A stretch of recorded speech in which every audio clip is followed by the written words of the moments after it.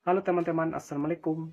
Dimanapun teman-teman berada, semoga dalam keadaan sehat dan dipermudah segala urusannya.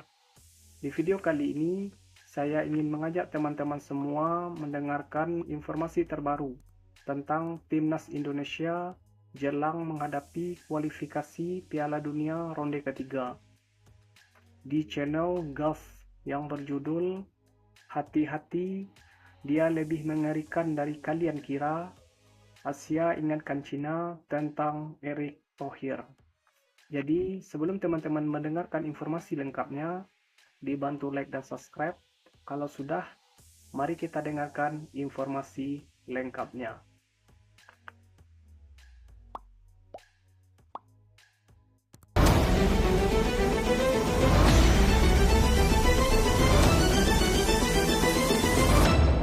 Jangan lupa subscribe guys. I said I'll pick you up at 8. Probably won't be awake. Call yourself an Uber, babe. I'm gonna wait. Kita semua tahu jika tantangan di round 3 nanti sangat-sangat berat. Selain tentunya level lawan yang dihadapi lebih kuat, faktor-faktor non-teknis lainnya seperti jarak tempuh yang jauh juga menjadi tantangan tersendiri. Dan bukan rahasia lagi jika China seperti udah menyiapkan trik-trik khusus untuk membuat lawan mereka gak bisa main maksimal ketika tandang ke sana. Di mana Indonesia sudah pasti ikutan jadi tim yang pasti merasakan itu. Nah, seperti kita tahu kalau China udah menyiapkan stadion yang terletak di kota Qingdao untuk menjamu Indonesia. Dan diketahui yang mana jika ditelisik lebih dalam, Qingdao ternyata adalah sebuah daerah yang sangat jauh dari Beijing. Selain jauh dan butuh effort ke sana, kota di sana juga dikenal punya cuaca dingin dan bahkan bisa dibilang di luar batas normal. Tentu saja sebenarnya hal-hal semacam ini lumrah terjadi asalkan tidak melanggar SOP yang berlaku.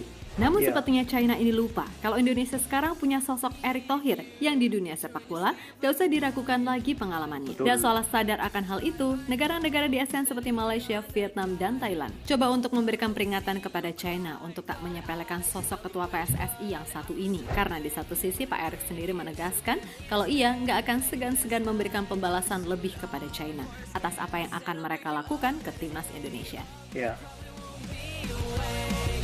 Call yourself an Uber, babe. I'm gonna wait. I'm gonna wait. Timnas China memang menjadi salah satu tim yang kemungkinan besar dan paling realistis untuk dikalahkan Indonesia. Tentu saja hal tersebut dilandasi banyak faktor. Dan semua tahu jika Timnas China yang sekarang memang sedang dalam fase menurun. Di mana mereka lolos ke round 3 pun hanya sebagai runner-up dengan poin paling sedikit di antara runner-up yang lainnya. Kemudian mereka juga bisa lolos berkat unggul head-to-head atas Thailand. Itulah kenapa tim-tim kuat macam Jepang, Arab Saudi, dan Australia lebih menganggap Indonesia sebagai ancaman ketimbang China itu sendiri. Indonesia lebih memberi ancaman daripada China. Even try to text. Better meet me back for Uber Black. I said I'll pick you up at 8. You probably won't be awake. Call yourself an Uber, babe. I'm gonna wait. Yap, sadar akan kekuatan mereka yang memang segini aja membuat pihak federasi pun mencoba berbagai cara paling tidak untuk bisa mengamankan laga kandang yang dijalani. Dan siasat pun disusun, yang mana salah satunya adalah taktik membuat tim tamu gak nyaman. Nah, salah satu caranya adalah dengan menyiapkan stadion-stadion yang letaknya jauh atau memilih tempat yang pokoknya dibuat agar tim tamu merasa terintimidasi. Yap, dari semua itu tentu saja Indonesia juga akan merasakan imbasnya. Sebab seperti berita yang udah-udah, kalau China memang akan menyiapkan stadion yang jaraknya ampun deh, super jauh, yakni Qingdao Youth Football Stadium yang terletak di kota Qingdao. Dan pembahasan seputar stadion ini udah kami bahas sebelumnya di video berikut ini. Jadi bisa kalian lihat sendiri, oke? Yap, intinya mulai dari jarak tempuh, akses perjalanan, sampai suhu di sana benar-benar sangat menyulitkan timnas Indonesia. Meskipun nantinya pemain Indonesia ini mayoritas dari Eropa, tapi jelas suhu di kota Qingdao dirasa akan jauh lebih dingin. Sehingga itulah yang mungkin coba dimanfaatkan China untuk bisa menang melawan Indonesia. Karena media di sana pun juga ragu gitu loh. Seperti yang pernah diutarakan media 163.com, kalau China akan benar-benar sulit melawan Indonesia selama tim Garuda diisi para pemain naturalisasi. Jadi wajar jika China benar-benar akan melakukan segalanya agar bisa menang. Call yourself an Uber, babe. I'm gonna wait. I'm gonna wait.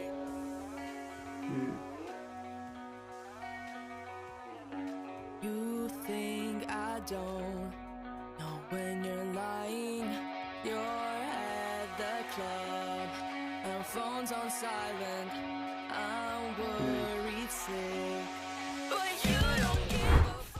Di sisi lain, negara-negara ASEAN seperti Malaysia, Vietnam, dan Thailand coba memberikan peringatan kepada China untuk tak main-main melawan Indonesia. Tentu saja, ini bukan soal kekuatan timnasnya aja, melainkan orang di balik itu semua, yakni Erick Thohir. Ya, menurut pengamat sepak bola di Malaysia, sosok Erick Thohir ini dinilai bisa menjadi ancaman besar bagi tim-tim Asia. Alasannya tentu saja pengaruh dan pengalaman beliau di dunia sepak bola internasional. Gak usah dipertanyakan lagi. Dan soal timnas Indonesia bisa sampai seperti ini, itu hanya sebagian kecil dari apa yang bisa ia kerjakan sebagai ketua umum. Betul. Penyokong Harimau Melaya, kalau tanya aku, ancaman terhadap Harimau Melaya Ini memang komentar dari orang skuad dia Malaysia, sekarang ni teman-teman. Marcelino Ferdinand, memang Arsenal ni, memang Ketua Shin umum Tae-yong, kita, Erick memang Thohir. timnas dia yang players pool dia ada 60 ataupun 70 orang sekarang, memang bahaya. Tapi yang lebih bahaya adalah Erick Thohir. Kalau tak ada siapa di Malaysia yang boleh mengimbangi kebijaksanaan bola sepak dan kuasa dalam decision making dia di sana, dia kan on course untuk meninggalkan kita jauh kalau kita tak. Lebih lanjut, berbicara soal Pak Erick Thohir, benar apa yang diutarakan pengamat Malaysia tadi. Sebab, setelah tahu niatan China akan melakukan hal licik ke timnas Indonesia, dengan tegas, kalau ia mengatakan akan memberikan pelajaran balik kepada China jika mereka tandang ke Indonesia. Ya, kita Mantap, Pak hadapi. Ketua. Kita hadapi pemain, jangan cedera, dan saya rasa pertandingan berat melawan Arab Saudi itu kita ke sana. Lalu kita tuan rumah dengan Australia di sini.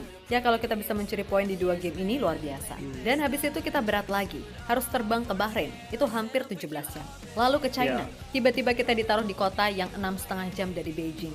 Itu Qingdao, yang pada Oktober katanya dingin. Jadi semua negara ingin mempersulit tim tamunya. Jadi kita juga jadi tuan rumah harus baik-baik. Tapi jangan baik-baik saja. Kalau kita dikerjain di luar negeri, ya kita kerjain lagi di sini. Kata Erick Thohir betul, dikutip Pak. dari detik.com.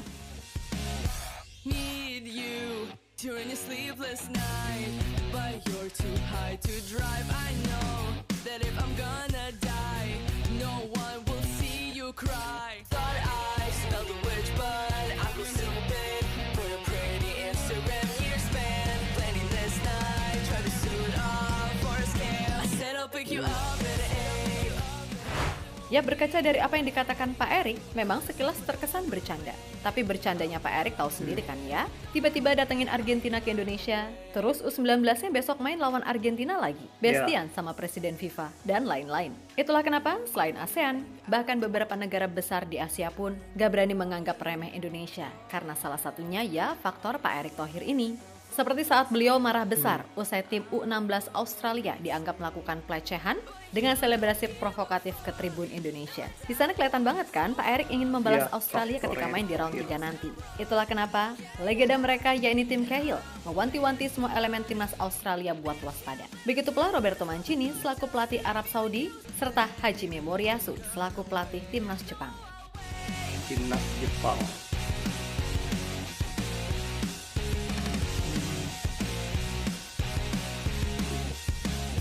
Your eyes give off a toxic vibe, making me lose my mind. That's why I'm sitting in your room.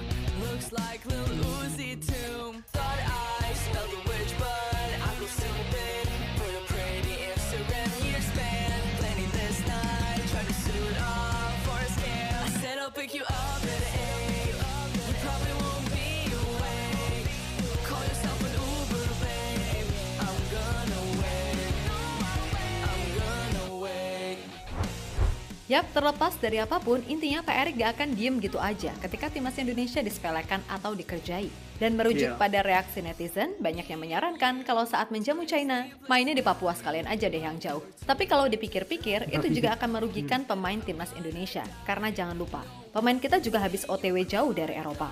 Jangan sampai blunder pas lawan Irak, yang mana minta main sore, biar lawan kepanasan, malah pemain kita sendiri yang juga kena imbasnya. Atau beragam komentar lucu dari netizen berikut ini. You probably won't be awake. Call yourself an Uber, babe. I'm gonna wait. I'm gonna wait.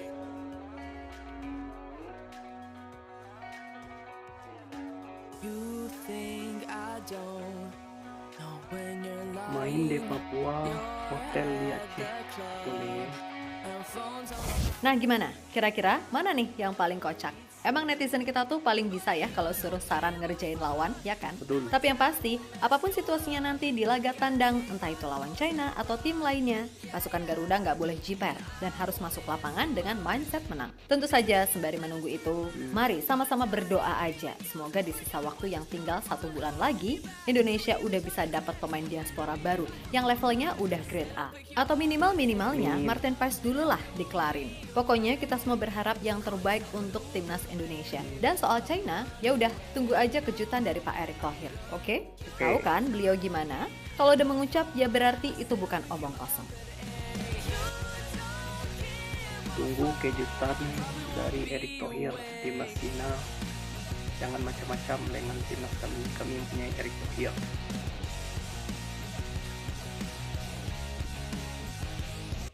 Jadi itulah informasi terbaru tentang timnas Indonesia jelang pertandingan kualifikasi Piala Dunia ronde ketiga, teman-teman. Hati-hati, dia lebih mengerikan dari kalian kira. Asia ingatkan Cina tentang Erick Thohir. Jadi untuk Cina jangan macam-macam, karena kami mempunyai ketua umum yang sudah berpengalaman tentang hal beginian. Taktik-taktik yang Anda lakukan mudah-mudahan tidak mempan. Kami yakin bisa mengalahkan kalian. Dan semoga sebelum kualifikasi Piala Dunia nanti, Martin Paes sudah bisa bergabung dengan timnas Indonesia agar timnas Indonesia lebih semakin kuat. Jadi itulah informasi terbarunya, teman-teman, jelang kualifikasi Piala Dunia ronde ketiga yang diselenggarakan di bulan September melawan Arab Saudi di pertandingan pertama, teman-teman, dan di pertandingan kedua melawan Australia di Indonesia di Gelora Bung Tomo, Surabaya. Semoga Indonesia bisa menang, mudah-mudahan bisa menang melawan Arab Saudi, dan mudah-mudahan bisa menang juga melawan Australia di kandang sendiri. Amin ya Allah. Jadi sekian dulu, teman-teman. Kalau teman-teman suka dengan video ini, dibantu like dan subscribe. Dan terima kasih untuk teman-teman semua yang menonton video ini dari awal sampai akhir. Terima kasih banyak. Sekian, Assalamualaikum warahmatullahi wabarakatuh.